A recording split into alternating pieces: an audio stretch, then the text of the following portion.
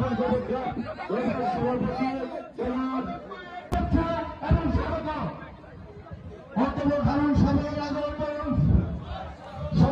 শুভেচ্ছা।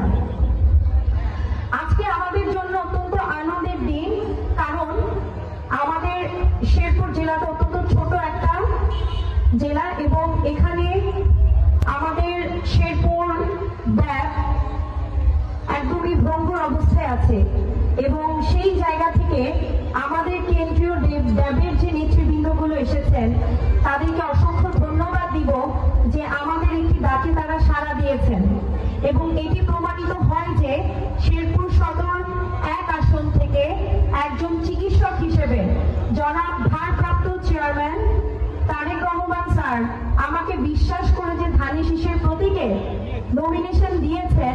ইনশাআল্লাহ আমি যদি শেরপুর সদর 1 আসন থেকে এমপি হয়ে জাতীয় সংসদে যেতে পারি, আমার সাথে কেন্দ্রীয় ড্যাবের নেতৃবৃন্দ সবসময় থাকবেন এবং শেরপুরের মেডিকেল কলেজ আমাদের নেই, যেহেতু মেডিকেল কলেজ থেকে শুরু করে শেরপুর সদর হাসপাতালের উন্নয়ন থেকে শুরু করে প্রত্যেকটা কাজে আমরা আমাদের কেন্দ্রীয় ড্যাবের নেতৃবৃন্দের ইনশাআল্লাহ অ্যাডভাইস নিব এবং সেই অনুসারে আমাদের শেরপুর ড্যাবকে ঢেলে সাজাবো ইনশাআল্লাহ। একই সাথে আমাদের শেরপুরে আমাদের যে মেডিকেল সেক্টরে, হেলথ সেক্টর, আমরা অনেক পিছিয়ে আছি।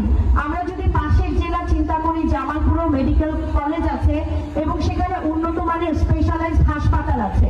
অত্যন্ত দুঃখের সাথে আমি আমার ড্যাবের নেতৃবৃন্দদেরকে জানাতে চাই আমাদের শেরপুর জেলায় অ্যাকচুয়ালি কোনো স্পেশালাইজড হাসপাতাল নেই এবং এখানে কোনো স্পেসিফিক কোনো সার্জারি খুব একটা তেমন হয় না, স্পেশালিস্ট কোনো সার্জারি হয় না, যার কারণে আমাদের শেরপুরবাসীকে ময়মনসিংহ মেডিকেল কলেজ অথবা ঢাকা মেডিকেল কলেজ অথবা যে কোনো প্রাইভেট মেডিকেল কলেজে যে চিকিৎসা করতে হয়।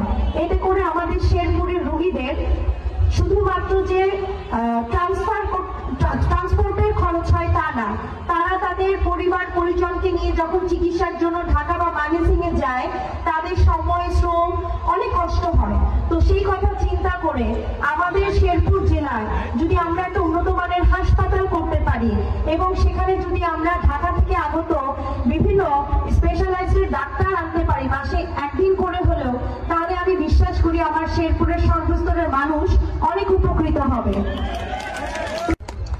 আর যে কথাটা না বললেই না, আমাদের শেরপুরের মানুষ আমরা আসলে সাধারণ মানুষ যারা অত্যন্ত হতদরিদ্র এবং তাদের জীবনমান খুব পিছিয়ে আছে। আর দীর্ঘ 40 বছরে আমাদের আসলে ধানের শীষের কোনো প্রতীকের প্রার্থী শেরপুর সদর 1 আসনে ছিল না, যার কারণে আমাদের শেরপুরের উন্নয়ন নেই বললেই চলে। এখানে যে শুধু মেডিকেল কলেজ বা হাসপাতালের উন্নয়ন নয় তা না, এখানে সড়ক ব্যবস্থার উন্নয়ন নাই, রেল লাইন, বিশ্ববিদ্যালয় তেমন কোনো কিছুরই উন্নয়ন হয়নি এখানে।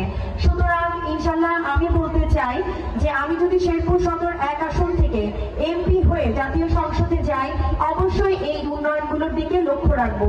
তবে একজন চিকিৎসক হিসেবে আমার প্রথম এবং প্রধান কাজটা হচ্ছে যে শেরপুর সদরের সর্বস্তরের মানুষের চিকিৎসা সেবায় প্রত্যেকটা মানুষ যেন উন্নত জীবন পায় এবং চিকিৎসা সেবায় যেন কোনো ঘাটতি না থাকে, সেই ব্যাপারে বিশেষ গুরুত্ব আরোপ করা। একজন চিকিৎসক হিসেবে আমার একার পক্ষে হয়তো এতগুলো কাজ করা সম্ভব হবে না, তবে আমার সাথে যেহেতু বাংলাদেশ জাতীয়তাবাদী দলের প্রত্যেকটা ডাক্তার আছে, আমি বিশ্বাস করি বাংলাদেশের জাতীয়তাবাদী দলের প্রত্যেকটা ডাক্তারের সাপোর্টে আমি আমার শেরপুর সদরকে ঢেলে সাজাবো চিকিৎসা সেবায় এবং সর্বস্তরের উন্নয়নের মাধ্যমে। আমরা সকাল 9টা থেকে ফ্রি মেডিকেল ক্যাম্পের যে কার্যক্রম শুরু করেছি, এখানে আমরা অসম্ভব সাড়া পেয়েছি। আমরা আসলে বিশ্বাসও করতে পারিনি যে এত মানুষ হবে এই শীতের দিনে, এবং বিশেষ করে আমাদের কেন্দ্রীয় ড্যাবের নেতারা যখন এসেছেন, আমার মা, চাচি, খালারা, বোনেরা সে তাদের সংসারের সমস্ত কাজ ফেলে রেখে তারা কিন্তু এখানে আমাদের সেন্ট্রাল নেতৃবৃন্দের কথা শোনার জন্যই বসে আছেন। এটা আপনাদের এই আন্তরিকতার জন্য আপনাদেরকে অসংখ্য ধন্যবাদ এবং জোরে আমি করতালি দিতে চাই আপনাদের জন্য।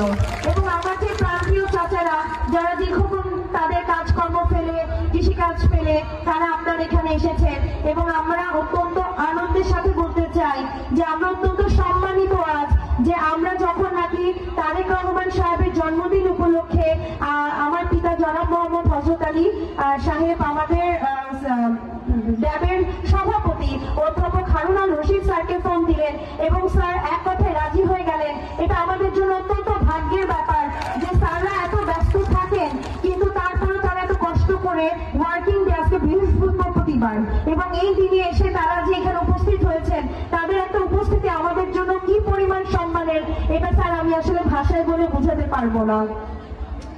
এবং এই আমার সেন্ট্রাল ড্যাবের নেতৃবৃন্দ আসার মাধ্যমে এটা প্রমাণিত হলো যে আমি প্রিয়াঙ্কা ইনশাআল্লাহ শেরপুর সদর 1 আসনে অবশ্যই মেডিকেল সেক্টরটাকে ডেভেলপ করে যাব ইনশাআল্লাহ।